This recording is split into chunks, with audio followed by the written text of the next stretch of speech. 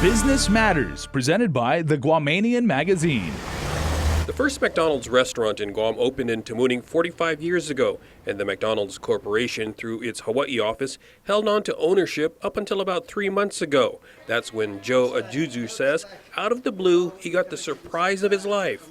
I got a call from the company, saying that they're interested in selling the stores and whether I'll be interested in buying them. And of course, I say yes. And as a matter of fact, I wasn't even thinking of the price. I said yeah. He and his wife Marcia have owned the Saipan franchise for the past 24 years, but had long had their eyes on the Guam stores. Ayuyu says the sale comes at a time when McDonald's is refocused on growing the franchise business. And he says it makes sense to partner with local entrepreneurs because that's where a lot of the company's innovation comes from. They feel that the local franchisees, they're more closer to the community, so they know the needs of the community. And so, it's a win-win situation for them. They have somebody that they can depend on and knows the marketplace. But while McDonald's allows for a certain amount of local innovation, Ayuyu says the franchisees still stick to the basic corporate philosophy and products that have made McDonald's so successful. That's the beautiful thing about McDonald's is that the consistency of everything that we do, from making a sandwich to the way we train our employees.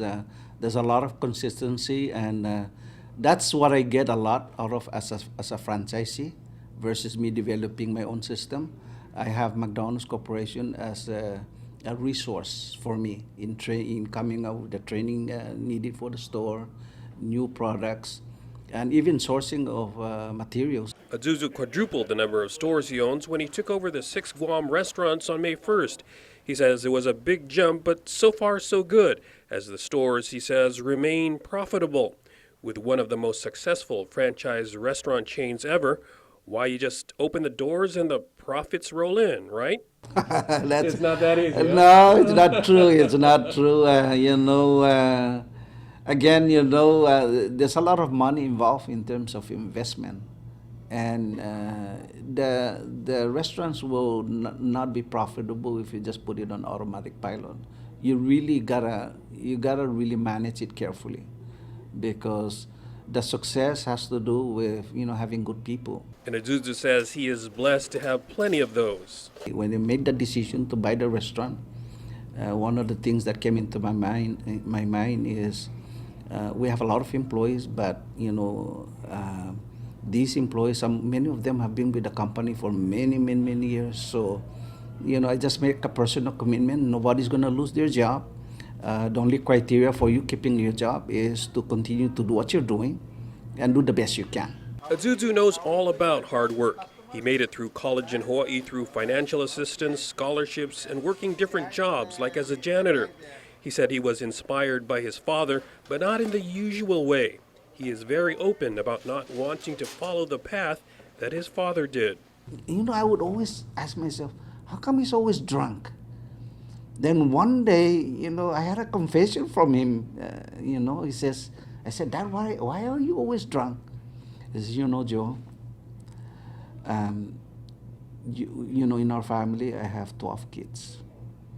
I'm earning very little money as a mechanic, and I cannot provide the kind of financial earnings to the family to support the family. Now, as a cop-out for me, I try to drink and forget about my problem. Isn't that interesting? Yeah. Right? Yeah. And believe it or not, but a lot of people out there are like that.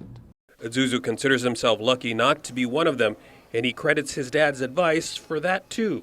Joe, I cannot send you to college because we're poor. You're going to have to find a way to get there. So I find a way to get there myself, work hard, do a part-time job, get scholarships, and one of the things I will never forget about him is he says, if you have a good education, nobody can steal that away from you. For KUM's Business Matters, I'm Nestor Lecanto.